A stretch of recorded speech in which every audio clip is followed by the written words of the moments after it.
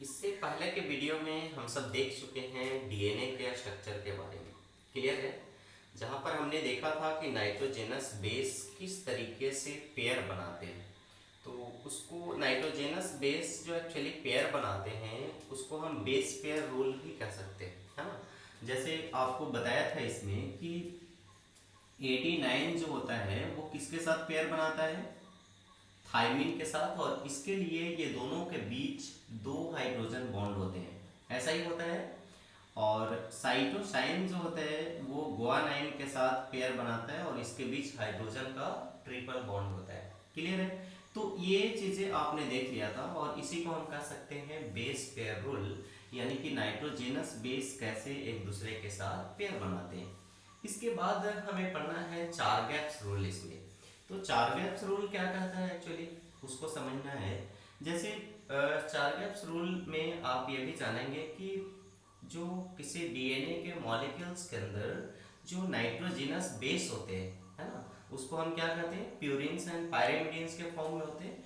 तो number of purines जो होता है वो बराबर होता है नंबर ऑफ पायरिमिडिन्स का। जैसे हम एक डीएनए के हेलिक्स को देखते हैं और उसमें समझेंगे कि किस तरीके से जो है वो प्यूरिन्स और पायरिमिडिन्स का नंबर बराबर है। क्लियर?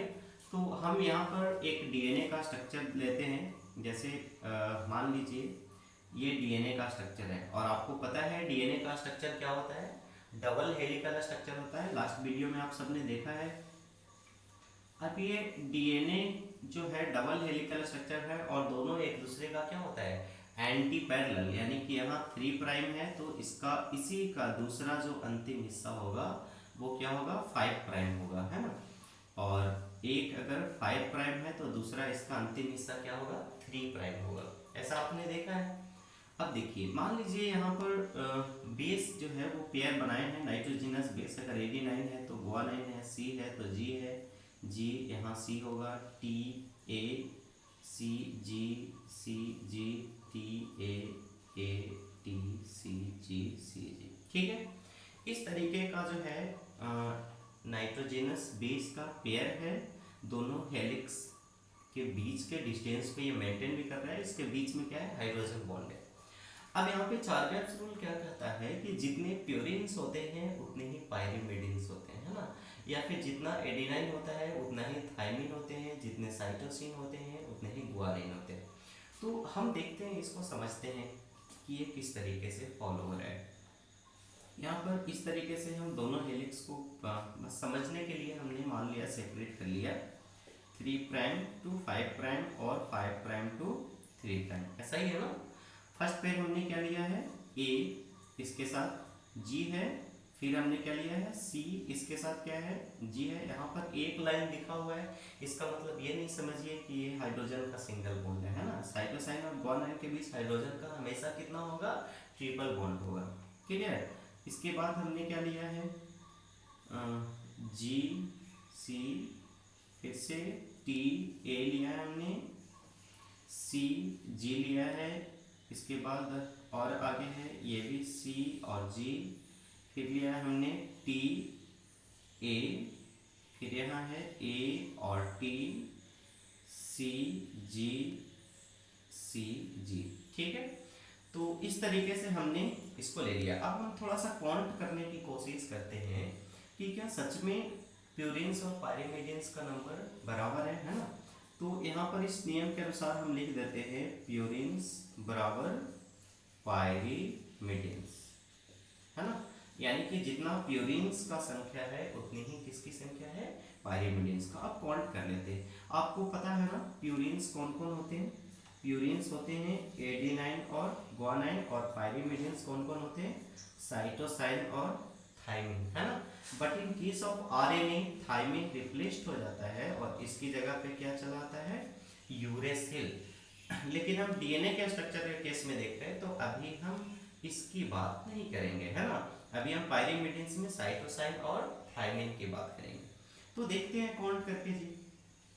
ये एक प्यूरिन्स है, क्लियर, सॉरी एडेनाइन के साथ यहाँ थाइमिन का पेयर होगा ना। दूसरा प्यूरिन्स ये है, तीसरा यहाँ प्यूरिन्स है, यहाँ प्यूरिन्स है, यहाँ प्यूरिन्स है, यहाँ है, यहाँ है, यहाँ है, यहाँ की संख्या हम काउंट करें तो 1 2 3 4 5 6 7 8 और 8 9 है ना। टोटल प्यूरिन कितना है 9 है। अगर हम पायरीमिडीन को देखें, पायरीमिडीन क्या है साइटोसाइन और थायमिन।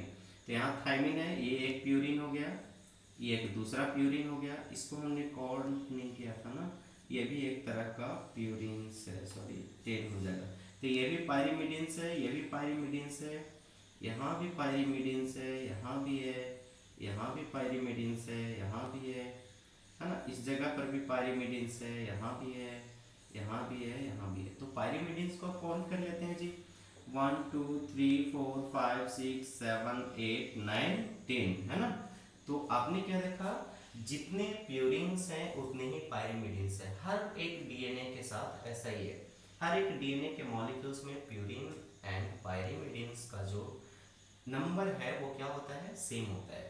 अब देखिए इससे रिलेटेड जो है वो क्वेश्चन है जिसको हम सोल्व करने की कोशिश करते हैं। जैसे in DNA molecule, clear, DNA molecule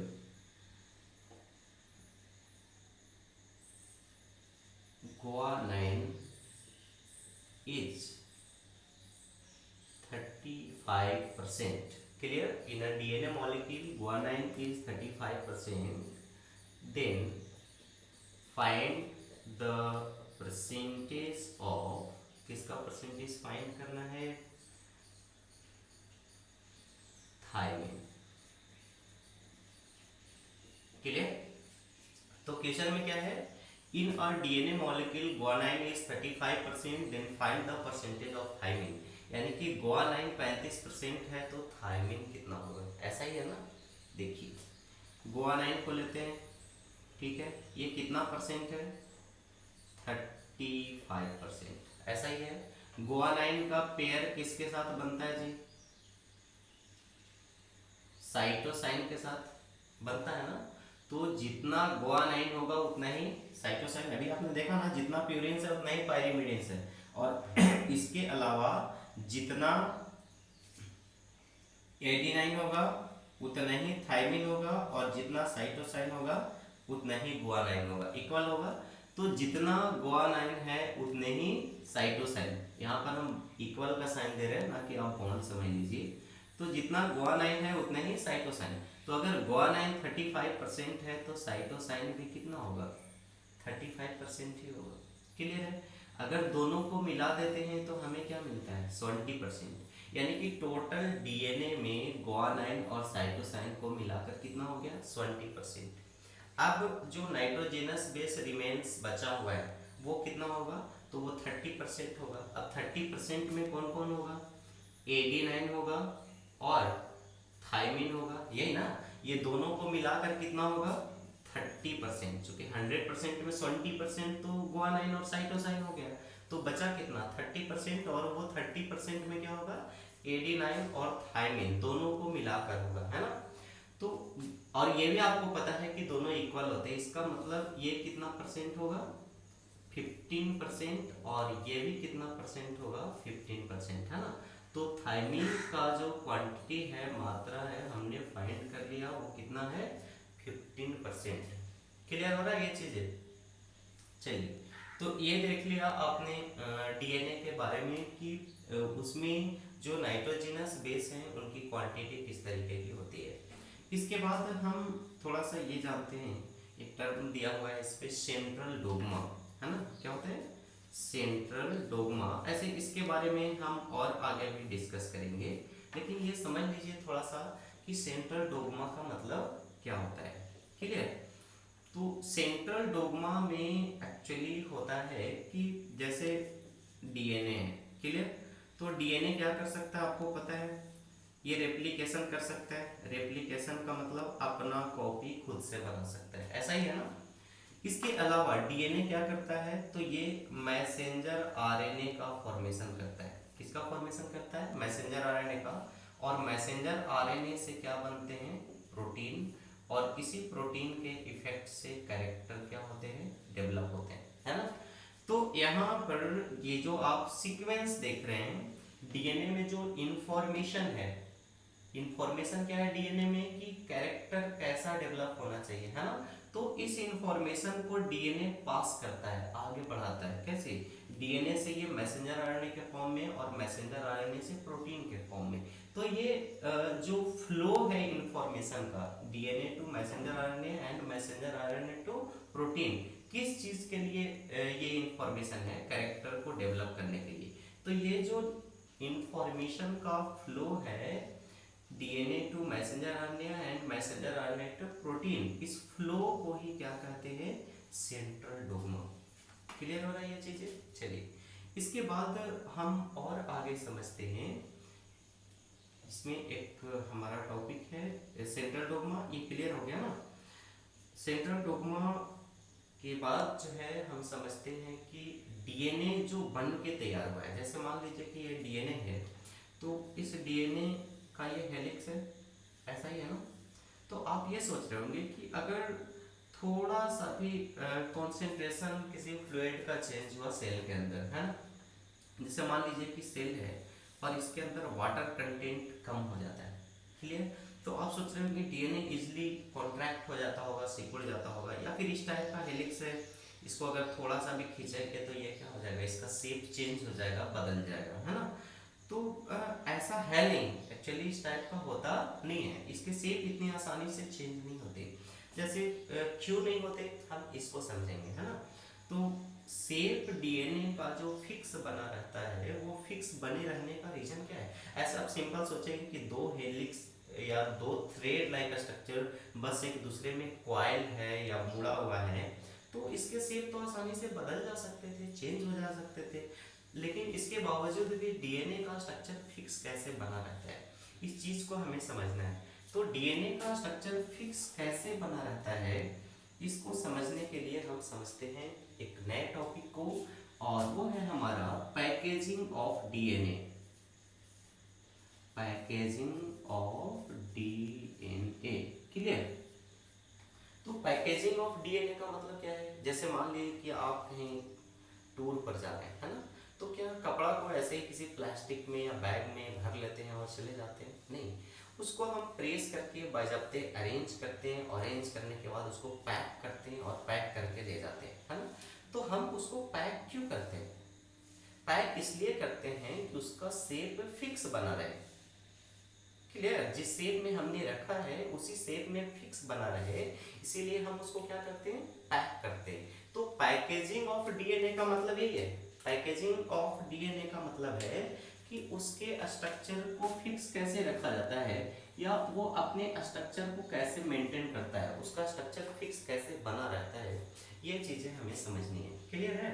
तो समझते हैं कि आखिर डीएनए कैसे अपने स्ट्रक्चर को फिक्स रखता है। देखिए इसके फिक्स रखने के लिए यहाँ पे जरूरत होती है एक प्रोटीन की, क्लियर। डीएनए के स्ट्रक्चर को फिक्स रखने के लिए प्रोटीन की रिक्वायरमेंट होती है, और उसको कहते हैं हम लोग हिस्टोन प्रोटीन, ठीक है। क्या कहते हैं उस प्रोटीन को? Histone protein. और ये जो हिस्टोन प्रोटीन है ना, ये 4 टाइप का है। कितने टाइप का? 4 टाइप का। यहाँ पर डीएनए के पैकेजिंग के लिए जो हिस्टोन प्रोटीन है वे 4 अलग अलग टाइप्स के हैं। समझते हैं ये चारों टाइप्स कौन कौन है। इसमें पहला जो टाइप है वो है H2A, ठीक है। दूसरा जो टाइप है H2B, तीसरा है H3 और चौथा है H4, है ना। तो इस तरीके का जो आपने देखा कितने हिस्टोन प्रोटीन है, ये 4 तरह के हैं, है ना। और हर एक हिस्टोन प्रोटीन का जो नंबर है वो कितना है? 2, यानी कि H2A भी 2 है, H2B भी 2 है, H3 भी 2 है और H4 भी 2 है। तो टोटल कितने हो गए? टोटल हो गए 8, यानी कि हिस्टोन प्रोटीन के 4 टाइप हो गए और हर एक टाइप 2 है संख्या में। इस तरीके से टोटल कितने हो गए? 8। हम यहाँ पे बस इतना समझने की कोशिश कर रहे हैं कि डीएनए का स्ट्रक्चर फिक्स कैसे बना रहता है ना। ये 8 जो हिस्टोन प्रोटीन है, थोड़ा सा इसको देखते हैं कि अरेंज करके ये कैसा स्ट्रक्चर बनाता है। तो ये एक हिस्टोन प्रोटीन हो गया, है ना। ये एक दूसरा हिस्टोन प्रोटीन हो गया, ये एक तीसरा हिस्टोन प्रोटीन हो गया, ये एक चौथा हिस्टोन प्रोटीन हो गया। कितने हो गए? 4। जैसे मान लीजिए कि ये H2A है, ये H2B है ना, H3 है और ये H4 है। अब हर किसी का 2 कॉपी है ना, तो इसके पीछे भी एक और होगा और इसके पीछे भी एक और होगा। इसी तरीके से इसके पीछे एक अरेंज होगा और इसके पीछे एक अरेंज होगा, है ना। तो टोटल कितने हो गए? 8। देखिए जब ये टोटल 8 हिस्टोन प्रोटीन एक दूसरे के साथ जुड़ते हैं तो ऑक्टेमर ऑक्टाहेड्रल स्ट्रक्चर बनता है, ऑक्टेमर इसको कहते हैं। और ये बन जाता है प्रोटीन ऑक्टेमर। क्या बन जाता है? Protein octamer. अब देखिए थोड़ा सा इसको, जैसे अगर हम कोई ट्रायंगुलर स्ट्रक्चर लेते हैं तो ऐसा होता है ना, इसी को अगर साइड्स बढ़ा दें, 4 कर दें या 5 कर दें, फिर इसके बाद अगर इसमें हम साइड्स 6 कर दें, इसके बाद अगर हम इसमें साइड्स क्या कर दें, 8 कर दें, क्लियर। तो जब इसमें 8 साइड हो जाते हैं तो इसका स्ट्रक्चर जो है वो लगभग सर्कुलर हो जाता है। हम पूरी तरह से तो सर्कुलर नहीं कह सकते, लेकिन लगभग जो है ये कैसा दिखने लगता है, सर्कल के जैसा, सर्कुलर दिखने लगता है। तो इसी तरीके से जब ये सारे प्रोटीन मिलते हैं ना तो प्रोटीन ऑक्टेमर बनता है और वो एक्टेमर जो है वो सर्कुलर नहीं बल्कि स्फेरिकल जैसा दिखता है, वो गोल जैसा दिखता है, ठीक है। अब देखिए यहाँ पे समझिए, तो ये आपने देख लिया कि ये कैसा दिख रहा है, स्फीयर के जैसा दिखता है जब ये सारे आपस में जुड़ गए तब। तो ये हो गया प्रोटीन ऑक्टेमर। ये जो होता है पॉजिटिवली चार्ज होता है। कैसा होता है? पॉजिटिवली चार्ज, यानी कि इस पे जो चार्ज है वो किस तरीके का है, पॉजिटिव चार्ज है, ठीक है। अब देखिए ये जो स्ट्रक्चर बना ना, इसी के ऊपर डीएनए का हेलिक्स जो है वो क्वाइल्ड हो जाता है। क्वाइल्ड का मतलब आप समझ रहे हैं, जैसे ये डीएनए का हेलिक्स है तो इसके ऊपर इस तरीके से ये डीएनए का हेलिक्स जो है वो क्वाइल हो गया, यानी कि इसी के ऊपर अरेंज हो गया। इसको थोड़ा सा और अच्छे से आपको समझाते हैं, ठीक है। ये मान लीजिए क्या है, डीएनए हेलिक्स है ना, इसको यहाँ पर हम लिंकर डीएनए कहेंगे, लिंकर डीएनए, ठीक है। और यहाँ पर जो डीएनए है इसको हम कहेंगे कोर डीएनए। क्यों कहेंगे ये भी आपको बताते हैं। तो लिंकर डीएनए और कोर डीएनए ये समझ गया। तो प्रोटीन ऑक्टेमर के चारों तरफ डीएनए का हेलिक्स जो है वो क्वाइल हो गया। जैसे ये मार्कर है, ठीक है, और ये मार्कर इस तरीके का है, इसके ऊपर हम अगर कोई धागा लपेट देते हैं, थ्रेड लपेट देते हैं, ठीक है, और ये थ्रेड जो है अगर थोड़ा सा भी हम इधर खिसकाएंगे तो थ्रेड खिसक जाएगा, या इधर खिसकाएंगे तो थ्रेड खिसक जाएगा, ऐसा ही होगा ना। लेकिन अगर इसी में हम गोंद लगा दें या कोई चीज़ जिससे वो चिपक सके और उसके ऊपर धागे को लपेट कर इसको ड्राई होने दें, सूखने दें, जब तक ये धागा पूरी तरह से चिपक न जाए, है ना। तो उसके बाद हम थोड़ा बहुत ऐसे धागे को पुश करने की कोशिश करेंगे तो उसका स्ट्रक्चर चेंज नहीं होगा, वो जैसा है वैसा ही बना रहेगा, ऐसा ही है ना। लेकिन अगर इस पर कोई गोंद ना रहे या उस टाइप का स्ट्रक्चर ना रहे तो ये इजीली चेंज हो जाएगा इसका से। तो यहाँ पर सेम केसेज हो रहा है। वो क्या है एक्चुअली कि ये जो डीएनए आप देख रहे हो ना, डीएनए के ऊपर कैसा चार्ज है, निगेटिव चार्ज है। कैसा चार्ज है, निगेटिव चार्ज। और ये जो प्रोटीन का ऑक्टेमर बन रहा है इसके ऊपर कैसा चार्ज है, पॉजिटिव चार्ज। समझ में आ रही है बात। तो ये निगेटिव और पॉजिटिव चार्ज होने की वजह से डीएनए का हेलिक्स जो है वो प्रोटीन ऑक्टेमर के साथ क्या होता है, जुड़ जाता है, क्लियर। तो ये प्रोटीन ऑक्टेमर के साथ जब डीएनए का हेलिक्स जुड़ता है तो ये जो स्ट्रक्चर बन के तैयार हुआ यहाँ पर, इसी को कहते हैं न्यूक्लियोसोम, क्लियर। क्या कहते हैं, न्यूक्लियोसोम। और एक न्यूक्लियोसोम में अगर आप बेस पेयर की संख्या काउंट करो, कितना बेस पेयर है, तो बेस पेयर का मतलब आप समझते हैं ना। जैसे अगर एडेनाइन थायमिन के साथ पेयर बनाता है तो ये एक बेस पेयर हुआ, कितना हुआ, एक बेस पेयर।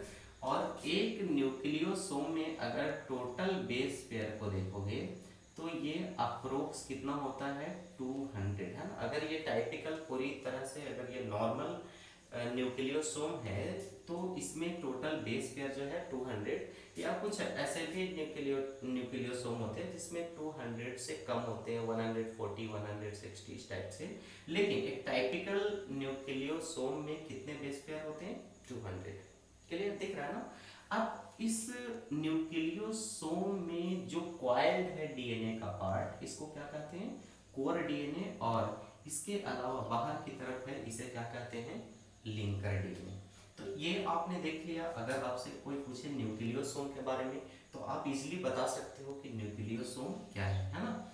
और कोर डीएनए के बारे में पूछे तो वो भी बता सकते हो, यानी कि जो प्रोटीन ऑक्टेवर के चारों तरफ रैफ्ट है डीएनए का कॉइल, उसे हम कहते हैं कोर डीएनए, और उसके बाद का जो कॉइलिंग है उसे कहते हैं लिंकर डीएनए। तो ये देख लिया, इस तरीके से डीएनए का पैकेजिंग होता है। अब देखिए यहाँ पर एक और होता है क्रोमैटिन। क्रोमैटिन क्या है इसको समझना है, ठीक है? जैसे ये डीएनए का एक न्यूक्लियोसोम है, यहाँ पर भी हो सकता है इसी तरीके से प्रोटीन का ऑप्टिमल, है ना? ये एक हुआ, दूसरा, तीसरा, चौथा, पांचवा, छठा, सातवां, आठवां। इसके ऊपर भी डीएनए की कॉइलिंग हो सकती है? नहीं हो सकती है? हो सकती है ना कॉइलिंग इस तरीके से। तो जब बहुत सारे न्यूक्लियोसोम जो है वो आपस में जुड़ जाते हैं तो इस टाइप का स्ट्रक्चर इलोंगेटेड बन जाता है, लंबा स्ट्रक्चर बन जाएगा, ठीक है? और ये स्ट्रक्चर जो है वो थ्रेड के जैसा दिखने लगेगा, और इसी को हम क्या कहते हैं? क्रोमैटिन। क्लियर? समझ में आ रहा है ना? क्रोमैटिन। तो आप ये कह सकते हो क्या कि एक क्रोमैटिन में बहुत सारे न्यूक्लियोसोम हो सकते हैं, एक क्रोमैटिन में बहुत सारे न्यूक्लियोसोम हो सकते हैं। अब देखिए जब ये क्रोमैटिन को पैक्ड होना है, अभी तो हम देख रहे थे डीएनए का पैकेजिंग, अगर क्रोमैटिन को पैक्ड होना है ना, तो इसका जो पैकेजिंग होता है, इस पैकेजिंग के लिए पहला तो आपने देख लिया कि प्रोटीन ऑक्टेमर है वे, चूंकि न्यूक्लियोसोम ही अगर क्रोमैटिन का पार्ट है तो इसका मतलब ये है कि उसमें तो प्रोटीन ऑक्टेमर इन्वॉल्व हो ही गया, हिस्टोन प्रोटीन इन्वॉल्व हो गया, है ना? लेकिन इसके अलावा क्रोमैटिन के पैकेजिंग के लिए कुछ और प्रोटीन की जरूरत पड़ती है, ठीक है? क्रोमैटिन के पैकेजिंग के लिए कुछ और, है ना, प्रोटीन की आवश्यकता होती है, और उस प्रोटीन को हम क्या कहते हैं? उसे कहते हैं नॉन हिस्टोन क्रोमोसोमल प्रोटीन। अरे बात समझ में? तो नॉन हिस्टोन क्रोमोसोमल प्रोटीन, या फिर इसको क्या कह सकते हैं? NHC protein. तो ये एनएचसी प्रोटीन या नॉन हिस्टोन क्रोमोसोमल प्रोटीन क्या है? ये वैसा प्रोटीन है जो क्रोमैटिन के पैकेजिंग के लिए जरूरी है, यानी कि हिस्टोन प्रोटीन के अलावा अगर कोई और प्रोटीन की जरूरत है तो उसे कहते हैं एनएचसी प्रोटीन या नॉन हिस्टोन क्रोमोसोमल प्रोटीन, ठीक है? अब देखिए अगर इस क्रोमैटिन की जो पैकेजिंग है ना, packaging of chromatin, packaging of chromatin, ठीक है ना? अगर ये लूज है, कैसा है? लूज, यानी कि ये पूरी तरह से पैक्ड नहीं है। ध्यान दीजिए क्रोमैटिन का पैकेजिंग किसी एरिया में, किसी रीजन में, है ना, किसी क्षेत्र में अगर लूजली पैक्ड है, क्लियर? तो region of chromatin which is loosely packed, then it will be called as euchromatin, ठीक है? तो क्रोमैटिन का अगर कोई हिस्सा लूजली पैक्ड है तो उस हिस्से को हम क्या कहेंगे? यूक्रोमैटिन कहेंगे। और अगर क्रोमोसोम का हिस्सा क्लोजली पैक्ड है, कैसे है? क्लोजली पैक्ड, हम तब इसे क्या कहेंगे? तब हम इसे कहेंगे हेट्रोक्रोमैटिन, ठीक है? ये समझ में आया? अगर ये दो टर्म आए कि यूक्रोमैटिन और हेट्रोक्रोमैटिन का मतलब क्या है, तो यूक्रोमैटिन का मतलब क्या हुआ? Region of chromatin which is loosely packed will be called as euchromatin, while region of chromatin which is closely packed will be called as heterochromatin. Clear हो रहा है? अब देखिए जो यूक्रोमैटिन होता है वो ट्रांस ट्रांसक्रिप्शनली यानी कि जब इसमें ट्रांसक्रिप्शन होता है, यानी कि जब डीएनए से मैसेंजर आरएनए बनते हैं, है ना, तो यही क्रोमोटीन से ही तो डीएनए बनते हैं, ऐसा ही है ना। तो चूंकि अरे ये डीएनए के क्वाइलिंग से ही तो बना है क्रोमेटिन, तो ये जो यू क्रोमेटिन हो रहा है जहाँ पे लूजली अरेंज्ड है, ये ट्रांसक्रिप्शनली जो होता है वो एक्टिव होता है, यानी कि ट्रांसक्रिप्शन करना हो, यानी कि डीएनए से जब मैसेंजर आरएनए बनना हो, तो ऐसे केसेस में ये क्या होता है, एक्टिव होता है ना। जबकि हेट्रोक्रोमेटिन जो होता है वो इनएक्टिव होता है। तो यू क्रोमेटिन क्या होता है, ट्रांसक्रिप्शनली एक्टिव, याद रहेगा, ट्रांसक्रिप्शनली एक्टिव का मतलब क्या है, अगर ट्रांसक्रिप्शन होना होगा तो वो यू क्रोमेटिन हिस्सा से इजली होगा, है ना। और हेट्रोक्रोमेटिन क्या होगा, ये ट्रांसक्रिप्शनली इनएक्टिव होगा, यानी कि इससे ट्रांसक्रिप्शन नहीं होगा। ट्रांसक्रिप्शन किससे होगा, यू क्रोमेटिन से। तो ये आपने देखा पैकेजिंग ऑफ डीएनए, यानी कि डीएनए का स्ट्रक्चर फिक्स कैसे बना रहता है। इस पॉइंट को भी याद रखना है अच्छे से कि एनएचसी प्रोटीन की जरूरत कब पड़ती है ना। तो डीएनए के पैकेजिंग में एक्चुअली जरूरत पड़ रही है किसकी, हिस्टोन प्रोटीन की, लेकिन जब क्रोमेटिन की पैकेजिंग हो रही है तो उसमें हिस्टोन प्रोटीन के अलावा भी प्रोटीन की जरूरत पड़ रही है, जिसे कह रहे हैं एनएचसी या नॉन हिस्टोन क्रोमोसोमल प्रोटीन। और जब क्रोमेटिन पैकेज्ड हो रहा है, इसका स्ट्रक्चर फिक्स हो रहा है, तो या तो वो लूजली पैक्ड है या क्लोजली पैक्ड है। लूजली पैक्ड है तब क्या कहेंगे, यू क्रोमेटिन, क्रोमोटीन के उस भाग को जो लूजली पैक्ड है उसे यू क्रोमेटिन कहेंगे, और वो ट्रांसक्रिप्शनली एक्टिव है, जबकि जो हिस्सा क्लोजली पैक्ड है उसे हेट्रोक्रोमेटिन कह रहे हैं, और वो पार्ट जो है वो क्या है, ट्रांसक्रिप्शनली इनएक्टिव है। तो इस वीडियो में आपने देखा कि डीएनए का पैकेजिंग कैसे होता है।